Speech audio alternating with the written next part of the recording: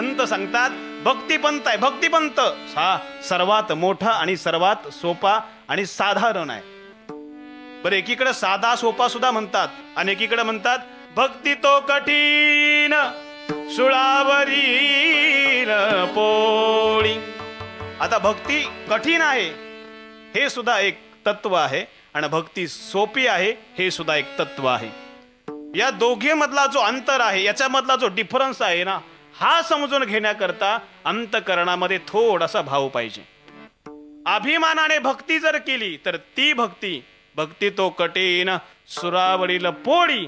आणि जर भक्तीमध्ये अनन्य साधारण भगवंताचा भाव असेल तर भक्तिपंत बहुसोपा. विठ्ठला विठ्ठला विठ्ठला विठ्ठला विठ्ठला विठ्ठला. एकनाथ महाराज सांगतात हरिप्राप्तीचे उपाय. हे उपाय भरपूर आहेत पण तरी सुद्धा साधा आणि सरळ सोपा उपाय सांगतात. जर त्या भगवंताची तुम्हाला प्राप्ती करून घ्यायची असेल ना तर त्या संतांना शरण जा. त्यांच्याकडे शरण गेल्यानंतर त्यांची पाय धरा. पाय धरा म्हणजे नक्की काय करा?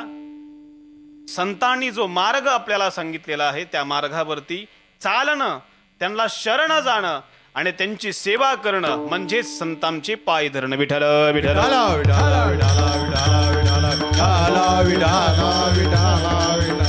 कारण संत स्वतः सांगतायत की आम्ही इथं आलोय, हे उपकारासाठी इथं आलोयच. पण पुढे सांगतायत ज्या मार्गाने पहिले जे ऋषीमुनी गेलेले आहेत ना, तो मार्ग, तो पथगामी, त्याच मार्गाने आम्ही चालतोय आणि त्याच मार्गाने अनेकांचं भलं झालेलं आहे. आणि ज्याला भलं करायचं आहे त्यानं सुद्धा त्याच मार्गाने जावं लागेल. आणि तो मार्ग या जगाच्या पाठीवरती फक्त एकमेव आपल्याला संतच दाखवू शकतात. कारण या जीवाचं कल्याण लहानपणी जसे आई वडील करतात तसं या जगामध्ये संत श्रेष्ठ जगद्गुरु तुकाराम महाराज त्या संतांना सुद्धा माय बापाची उपमा देऊन सांगतात. तुम्ही संत माय बाप कृपावंत कायमी पतित कीर्तिवानू. तुम्ही संत म्हणजे माय आहेत, संत म्हणजे बाप आहेत. एका काकड्याच्या अभंगामध्ये वर्णन आलेलं आहे. लेकोराचे हित जाणे माऊलीचे चित्त ऐसी कळवळ्याची जाती करीला भावीन प्रीती.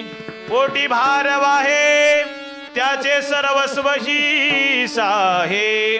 ज्याप्रमाणे एखाद्या लेकराला जन्माला घातल्यानंतर त्याची आई लहानापासून अगदी शेवटापर्यंत त्याचं संगोपन करते, त्याला सांभाळते, तसं या जीवाला परमार्थाच्या मार्गामध्ये आल्यानंतर अगदी परमोच्चाच्या सुखापर्यंत जाण्याकरता आत्मसाक्षात्काराकरता मदत करणारे कोण असतील तर ते म्हणजे फक्त आहेत संत. विठ्ठल विठ्ठल.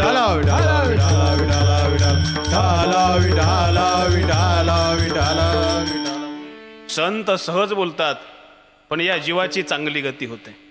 एक सुंदर असा मनुष्य पूर्वजन्माच्या पुण्याईने ब्राह्मण कुळामध्ये जन्म झाला. ब्राह्मण कुळामध्ये जन्माला आलेला असून सुद्धा तो असणारा सदग्रस्त कर्मभ्रष्ट झाला आणि जे करायचं होतं ते न करता नको त्या गोष्टी करू लागला. अगदी मोठा होत होत गेला. लग्न झालं, घरामध्ये सुखी प्रपंच चालू झाला आणि या संसारामध्ये काहीतरी वाढ व्हावी तशी त्याच्या पत्नीच्या उदरामध्ये एक लहानसं बाळ वाढू लागलं.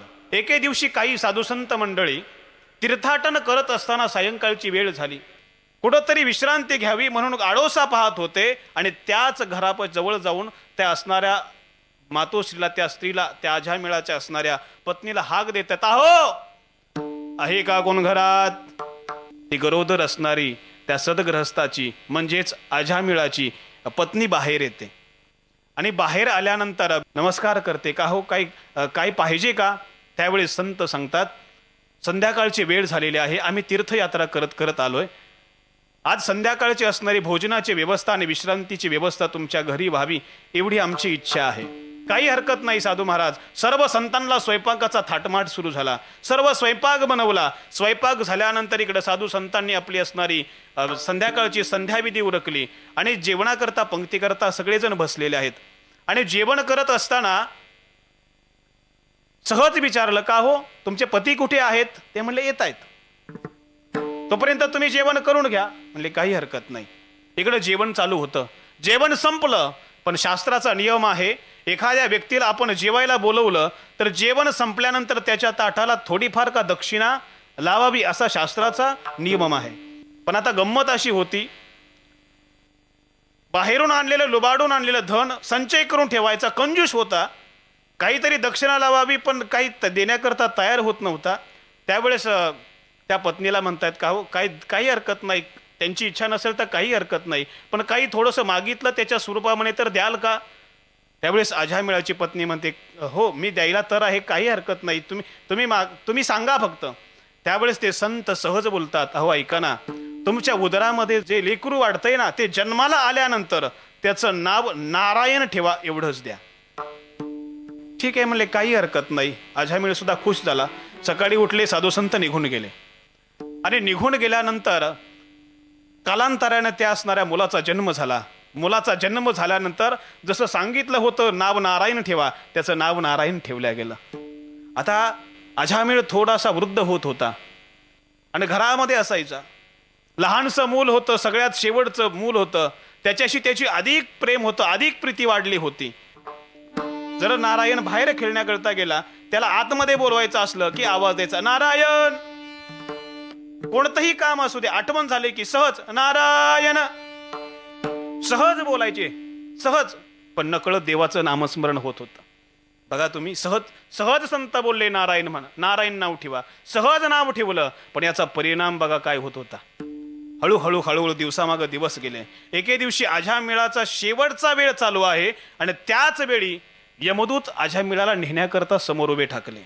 काळे कुट्ट ते पार्श्वद पाहिल्यानंतर त्या अजामिळाच्या अंतःकरणामध्ये एवढी भीती वाटली की त्या भीतीने त्या अजामिळ ब्राह्मणाने मोठ्याने अर्थहाक आपल्या मुलाला दिली, नारायण नारायण हाक मारली. महाराज हाक मारली मुलाला, पण जशी शेवटच्या वेळामध्ये हाक मारली नारायण, वैकुंठामधून विष्णूचे पार्षद अजामिळाच्या समोर उभे राहिले.